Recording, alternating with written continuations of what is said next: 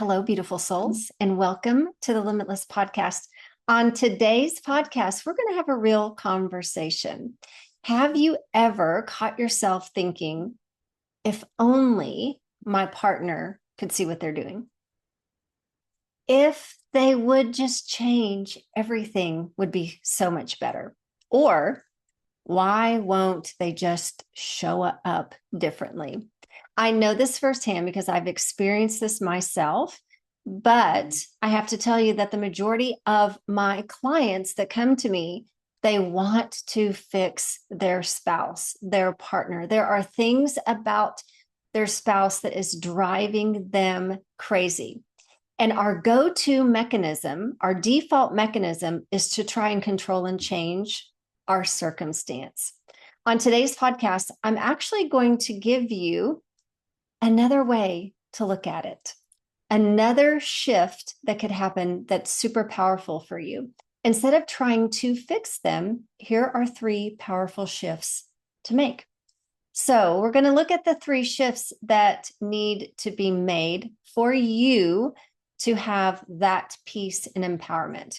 The spiral of wanting to fix our spouse, fix our partner, I've lived it, but here's the truth that truly cracked me wide open. And when we're trying to fix someone else, when we're trying to fix a circumstance or a situation, it's not awakening. That's not your awakening. That's actually avoidance. Spiritual growth does not happen when we control someone else's behavior. And what I do in all of my programs, this is about psychology, but it's about spiritual growth.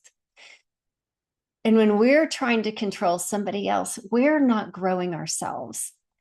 And that spiritual growth can only happen when we stop trying to control someone else's behavior. It begins the moment we stop outsourcing our discomfort, believing that something outside of us is responsible for the suffering that we're experiencing. And when we can stop outsourcing that and we can start transmuting that pain that we're experiencing, that suffering that we are experiencing, we can transmute that into wisdom, power, peace, and freedom. And that's really what we are all looking for. So awakening is not about changing them. It's about facing you. Awakening is raw. It's confronting. It's looking in the mirror and realizing I'm not upset because of what they did. I'm actually upset because there's something in me that is being stirred, something unhealed, something unloved. And truly, this is the soul's way of saying to you, pay attention. Pay attention. When we feel irritated and frustrated, when we feel triggered, your soul is telling you, pay attention. There's something here that's ready to be liberated. When I made this shift, it changed everything for me on the inside. It gave me back my peace. It gave me back my power.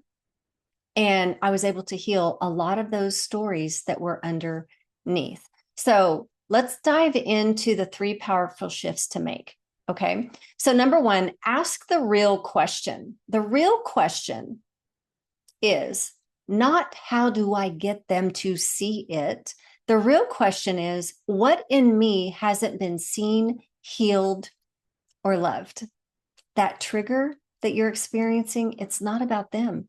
It's your soul putting that old wound inside you on a megaphone for you to hear it very loudly. That's actually what a trigger is. I want to say that again.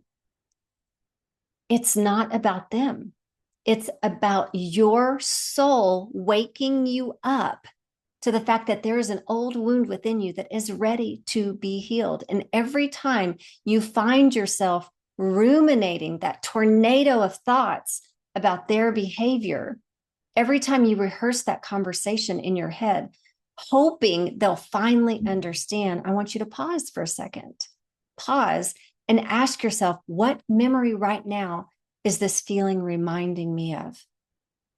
What memory right now is this feeling reminding me of? Where did I first feel unseen, unheard, or unloved like this? That's the story. You're not crazy.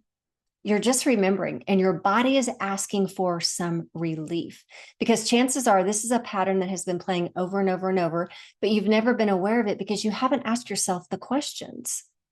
You haven't asked yourself the questions because we go into that victim mentality when we're triggered. Like, I'm not loved. Why does he continue to treat me this way?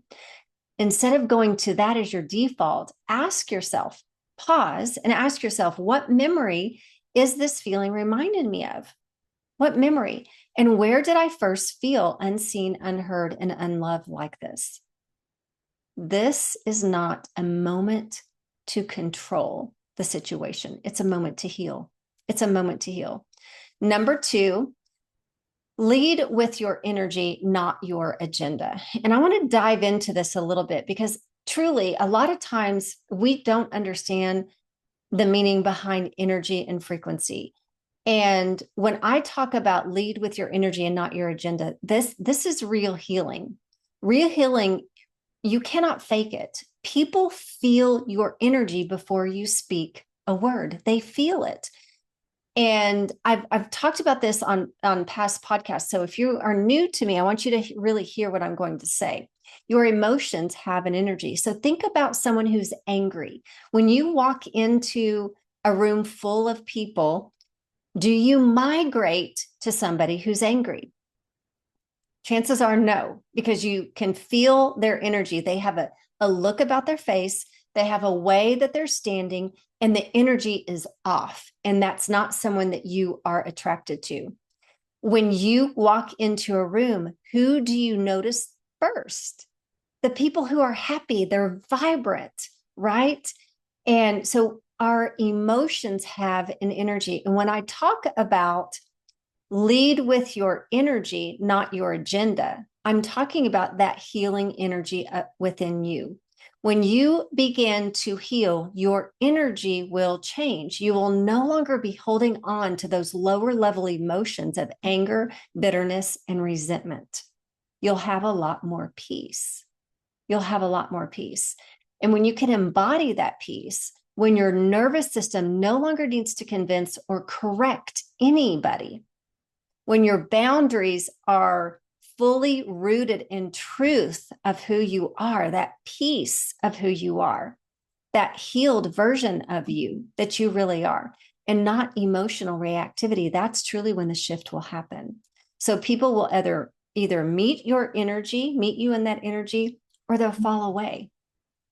And if they don't respond, that's information for you, not rejection. That's clarity. And that has happened many, many times in my relationships in my life. If they don't respond, that's clarity for me. It's not rejection. There are some people who just will not meet your energy. And you have to get to a point where you stop negotiating with misalignment. If they're not aligned with you energetically, if someone is still in that place of resentment and holding on to victim mentality, and you are a whole healed person who is experiencing peace and empowerment, you're not in alignment. You're just not in alignment. And so work from that space. When I started working from a space of energy, it changed everything for me. Does this event match my energy? Do you know how I know that?